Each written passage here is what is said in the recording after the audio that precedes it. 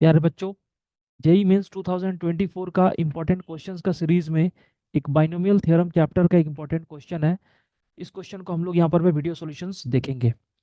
तो चलिए बच्चों, ये क्वेश्चन को शुरू से अंत तक देखो और इस तरह के क्वेश्चंस के जो भी कॉन्सेप्ट है वो आपको क्लियर हो जाएगा। क्वेश्चन क्या है? Number of rational terms in the expansion of 1 + √2 + √5 power 6। और इस क्वेश्चन को सॉल्व करने के लिए आपको कौन से मल्टीनोमियल थ्योरम का कॉन्सेप्ट लगेगा? मल्टीनोमियल थ्योरम का कॉन्सेप्ट लगेगा। तो सबसे पहले आपको मल्टीनोमियल थ्योरम का बेसिक कॉन्सेप्ट बता दूं बच्चों।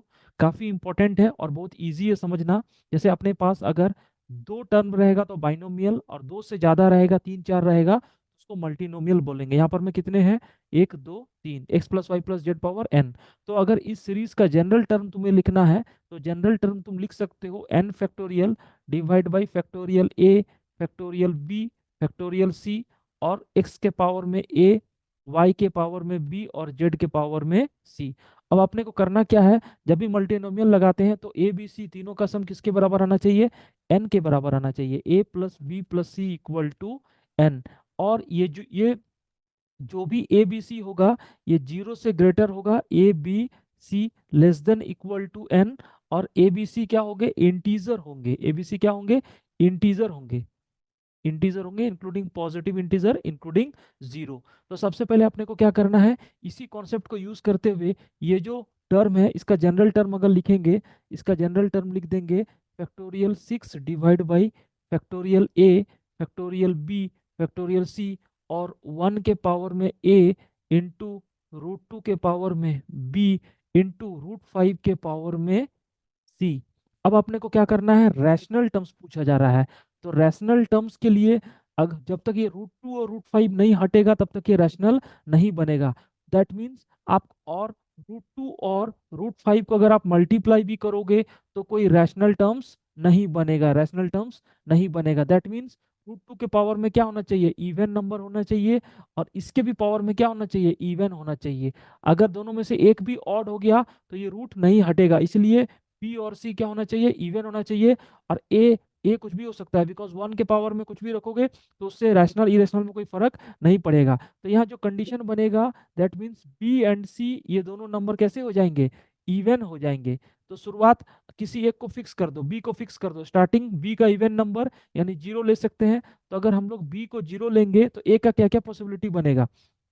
बी का 0 पर, जैसे अपने पास b = 0 पर अपने पास मिल जाएगा a = 0 और c = 6, क्योंकि टोटल किसका सम कितना होना चाहिए? 6 होना चाहिए।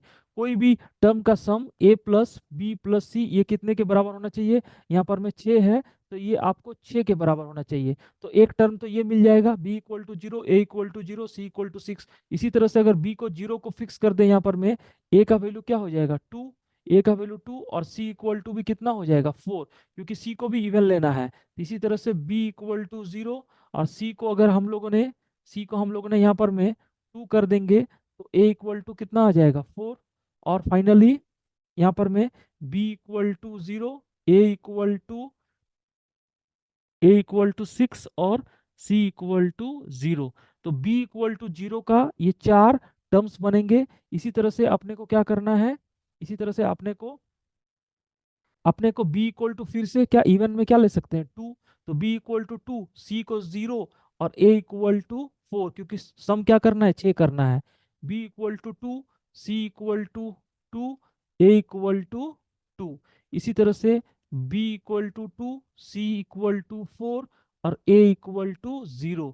इसके अलावा जैसे ही आप b = 2 करके c को 4 से ज्यादा 6 लोगे तो 6 + 2 कितना हो जाएगा? 8 हो जाएगा, जो कि पॉसिबल नहीं है। तो इधर में कितने टर्म्स मिलेंगे? 3, इधर में 4, और फाइनली बी को दो और इवन नंबर कंसीडर कर सकते हैं, b = 4 और b = 6। तो अगर b = 4 ले लिया तो इस केस में एक हो जाएगा c = 0, a = 2 और b = 4, c = 2 और a = 0। इसके अलावा फिर से 6 से ज्यादा हो जाएगा, इधर में दो टर्म, और finally b = 6, c = 0, a = 0।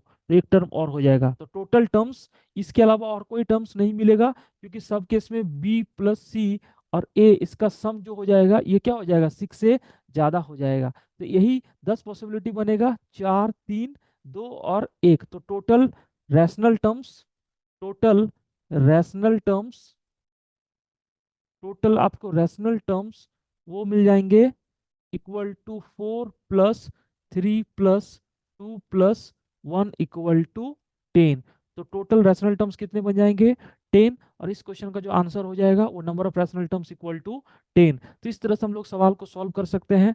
I hope आपको ये सॉल्यूशन समझ में आया है। तो अगर आपको ये सॉल्यूशन समझ में आया है, इस वीडियो को लाइक एंड शेयर जरूर करिएगा। Thank you my dear friends.